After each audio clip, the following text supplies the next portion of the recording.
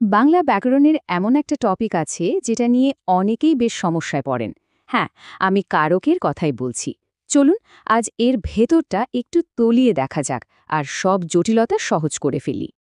কারক শুনলেই আমাদের মাথায় কি আসে? এক গাদা নিয়ম মুখস্থ করার ব্যাপার, তাই না? কিন্তু কি হবে যদি বলি পুরো ব্যাপারটা আসলে একটা ছোট্ট কৌশলের উপর দাঁড়িয়ে আছে? একটা কৌশল যেটা জানলেই ধাঁধাটা এক নিমিষে সমাধান হয়ে যাবে।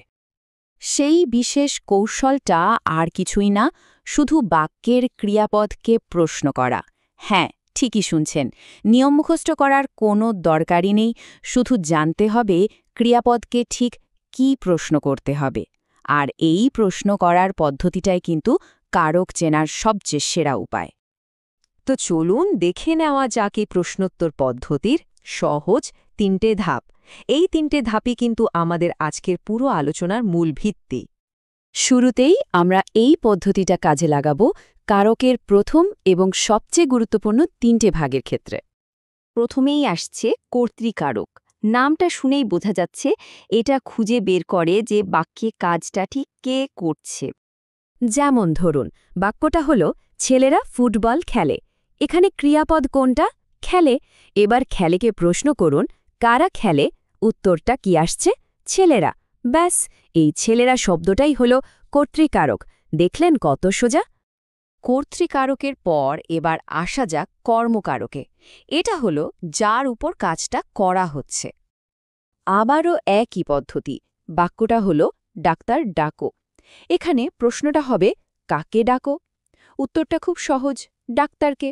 তাহলে এই ডাক্তার হল কর্মকারক।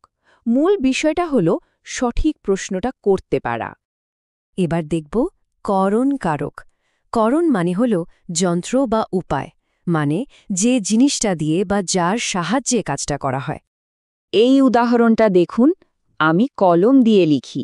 এখানে ক্রিয়াপদ লিখিকে প্রশ্ন করুন কি দিয়ে লিখি? উত্তরটা সঙ্গে সঙ্গে চলে আসছে কলম দিয়ে। তাহলে কলম হলো করণকারক। আমাদের প্রশ্ন উত্তর পদ্ধতিটা কিন্তু দারুণ কাজ করছে, তাই না?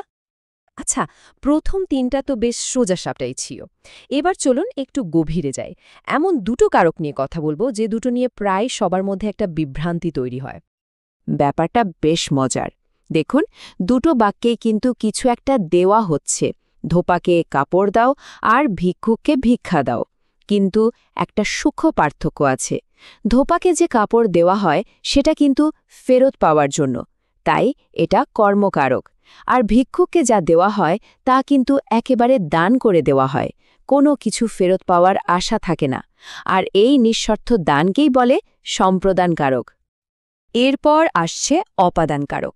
সহজ কথায় এটা বোঝায় যে কোনো কিছু কোথা থেকে আসছে, তৈরি হচ্ছে বা আলাদা হয়ে যাচ্ছে। এমনকি ভয় পাওয়ার উৎসও কিন্তু অপাদানকারক। সবচেয়ে পরিচিত উদাহরণটা হল ছাদ থেকে জল পড়ে। এখানে প্রশ্ন করুন, কোথা থেকে পড়ে? উত্তর আসছে ছাদ থেকে। অর্থাৎ জলটা ছাদ থেকে আলাদা হয়ে যাচ্ছে, তাই ছাদ হল অপাদানকারক। আমরা প্রায় শেষের দিকে চলে এসেছি। আমাদের তালিকার শেষ কারকটি হল অধিকারণ কারক।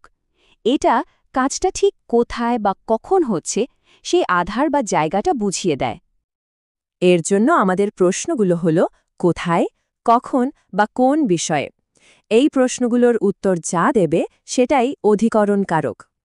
এখানে অপাদানের সাথে অধিকরণের একটা খুব গুরুত্বপূর্ণ পার্থক্য আছে। ভালো করে খেয়াল করুন, ট্রেন স্টেশন ছাড়ল। এখানে ট্রেনটা স্টেশন থেকে আলাদা হয়ে যাচ্ছে, তাই স্টেশন হলো অপাদান। আর ট্রেন স্টেশনে আছে, এখানে ট্রেনটা স্টেশনের মধ্যেই আছে, তার অবস্থান বোঝাচ্ছে। তাই এখানে স্টেশন হলো অধিকরণ। একটা হলো বিচ্ছেদ, আরেকটা হলো অবস্থান। তো আমরা 6টা কারকই দেখে নিলাম। চলুন এবার পুরো ব্যাপারটা এক নজরে গুছিয়ে ফেলি, যাতে সবটা একসঙ্গে মনে রাখা যায়। এই যে দেখুন আমাদের চূড়ান্ত সহায়িকা। এখানে 6টা কারক, তাদের জন্য নির্দিষ্ট প্রশ্ন আর একটা করে সহজ উদাহরণ, সব এক জায়গায় দেওয়া আছে। এই একটা চার্ট মনে রাখলেই কারক নির্ণয় করাটা একদম সহজ হয়ে যাবে।